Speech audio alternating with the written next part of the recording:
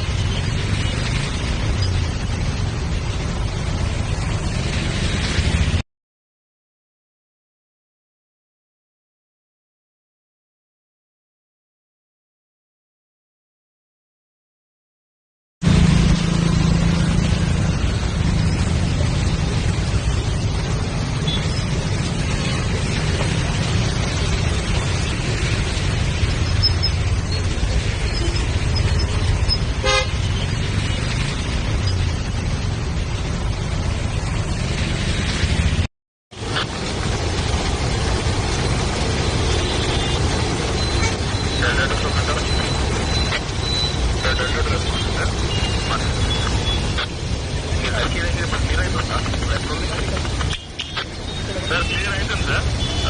కాకపోతే పైనుంచి వాటర్ మళ్ళీ వస్తే యాడ్ అవుతున్నాయి సార్. కొంచెం టైం పడుతుంది సార్.